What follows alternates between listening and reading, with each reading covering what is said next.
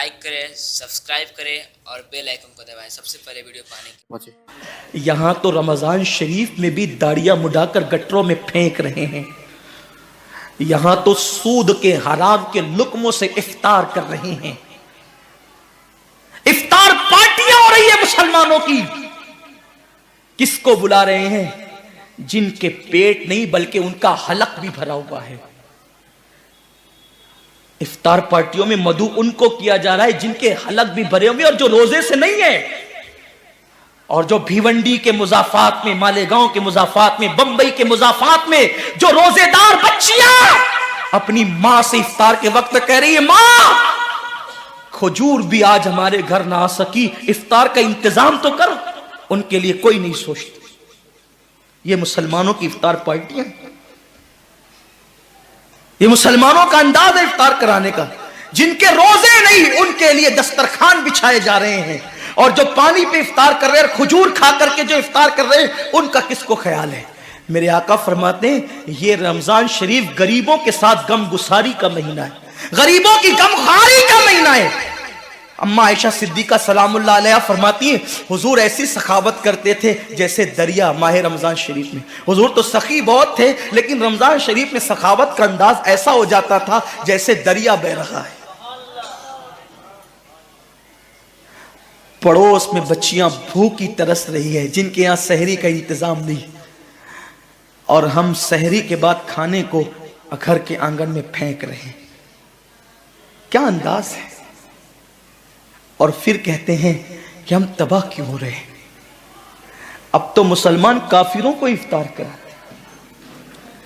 یہ غیرت ایمانی ہے لوگوں کی، کافروں کے ساتھ افطار پارٹیاں ہو رہی۔ اللہ سے ڈرو مسلمانوں، اللہ سے ڈرو، رب کا کچھ خوف کرو۔ اگر تم نے حلق تک کھانے والوں کو کھلایا اور ان غریبوں کو سسکیاں لینے پہ چھوڑ دیا تو قیامت کے دن کہیں ایسا نہ ہو کہ تمہارے روزے تمہارے منہ پہ مار دیے جائیں۔ اللہ کے رسول نے نہیں فرمایا کہ جو پیٹ بھر کے کھا کے سو جائے اور اس کا پڑوسی بھوکا ہو، ایسا بندہ کامل مومن نہیں ہو سکتا۔ ہم نے حضور کی سنت کو ترک کر دی، بلکہ میرے کریم آقا نے تو یہاں تک فرمایا اگر غریب بستی میں رہتے ہو اور سالن کی خوشبو سالن پکتے وقت 4 گھروں میں پہنچ جائے تو تھوڑا سا پانی زیادہ ڈال دیا کرو، کیونکہ جن کے گھروں میں خوشبو پہنچی ہے ان کے گھر تک سالن پہنچا دیا کرو۔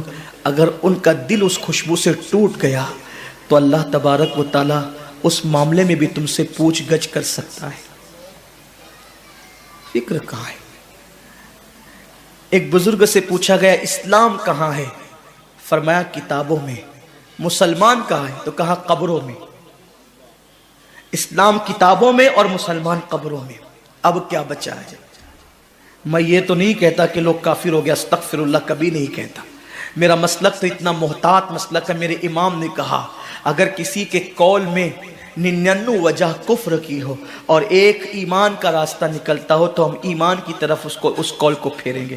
ہمارا مذہب مسلک یہ ہے، ہم مسلک اعلیٰ حضرت کے ماننے والے ہیں، ہم اسماعیل دہلوی کے مسلک کے ماننے والے نہیں ہیں۔ ہمارے مسلک میں بہت احتیاط ہے۔ مولا کائنات نے کہا آسمان سے زمین پہ گرنا آسان ہے، کسی مسلمان کو کافر کہنا میرے لیے مشکل ہے۔ خارجیوں نے جب مولا علی کو کافر کہا تو فرمایا ان کی بے باکی ہے، وہ مجھے کافر کہتے ہیں، میں ان کو کافر نہیں کہتا، یہ میری احتیاط ہے۔ میں آپ کو کافر کہنے استغفر اللہ کبھی بھی نہیں کہہ سکتا، تصور نہیں کر سکتا، بلکہ خدا کی عزت کی قسم اپنے دل کے جذبات پیش کروں کہ جب ہم ممبر پہ بیٹھ کر کے خطاب کرتے ہیں تو یہ سوچ کے کرتے ہیں کہ ہم اپنے مخدوموں کو خادم کی حیثیت سے سبق سنا رہے ہیں۔ اللہ ان کی دعاؤں کی برکت سے ہماری نجات کا سامان کر دے گا۔